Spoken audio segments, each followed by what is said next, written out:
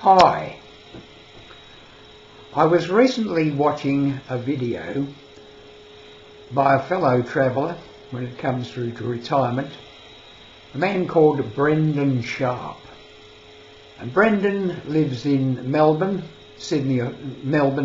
Australia, and he was talking about his turning 62 and he was talking about decluttering. And as I listened to him, I thought, yes, what he's saying is absolutely right. As we get older, we tend to get rid of the non-essentials and we declutter. But at what time do we declutter? His talk brought home to me the time when I really decluttered, or the family and I decluttered. By family and I mean by that time, I was just talking about my wife and I. Because in our family home, which we'd owned from a year after we were married, for many, many years, needed lots more stuff than it needed once we had downsized. Now, I retired, so-called, in 1995, 29 years ago. But for the first 12 years after I retired, my wife and I stayed in the family home, the home in which we'd raised our 3 children, and our 3 children had long ago left to make their own lives. But of course, as we know, when you're raising a family and you buy a small home in the first place, like we did, you borrow more money and you extend and it becomes a bigger home. And in order to maintain that bigger home with its garden, because this was typical of Australia in the old days, a man and wife moved into a block of land, a fairly big block of land with a house on it, and then had to maintain the house and garden. So to maintain a house and garden, you needed lots of things.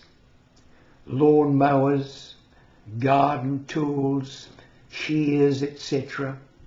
If you had a fibro home, as we did, rather than a brick home, a fibro home with wooden windowsills, then of course you needed paint and paint pots and trestles to stand on, and you built up lots and lots of stuff. You might have had other things to clean out roots from trees and all manner of things that you no longer needed once you downsized. So here's a point that a lot of people don't think about. All of those tools. You might have had a 14-pound hammer that you needed for some reason.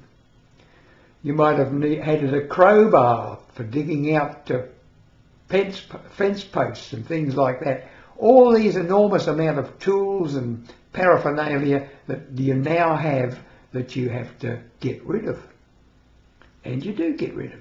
This is what I feel is essential downsizing. The other thing is when you move into a unit or a townhouse, we moved into a double-storey townhouse, not so small but easy to maintain. All brick on the outside, metal window frames, a very small garden. I brought my lawnmower across with me to this place and I thought, what am I going to mow? The few hundred square feet down one side of the house, which I could do in 2 minutes? No. So I gave away the lawnmower and had that area paved. Point I'm making is this. When you downsize, when you think about decluttering, you can't declutter if you still need that stuff. You might need a lot of it later on in life. I found that when I was younger, the house we lived in, the family home, had an iron roof, a metal roof. And over the years I climbed on that roof and scraped and painted it many times. And then eventually the last time I got up on it, I would have been in my early 70s, and I thought, I can't do this anymore. I used to be able to hang onto the gutter with one arm and lean down and paint with the other and just hold myself there. I didn't have the strength and stamina to do it anymore. Time to downsize. The same might apply to you. Of course, some people get gardeners in to do all the heavy work and so forth, and they like to keep their garden. They might be, say, gardening enthusiasts who like to do pruning of trees and plants and growing new things. And if they move into a unit where there is no garden, that part of their life comes to an end, and it can be soul destroying. I know my father-in-law was a very, very keen gardener, and they moved to a smaller place. He still had a garden. And then they moved to a unit block. The unit block had gardens, but when he started to do things in those gardens, he was told, no, you can't do that. The body corporate pays people to do that. And he was devastated. All he could do is walk around the local area, sit in an armchair and watch television. And within a year or so of moving into that place where he couldn't do his gardening, couldn't look after his chickens and things like that, he died. So you need to be very careful when you think about downsizing. What am I going to have to sacrifice apart from the things that I don't need? Because there are things that psychologically you do need. You can be confined to a space and almost feel that you're in jail.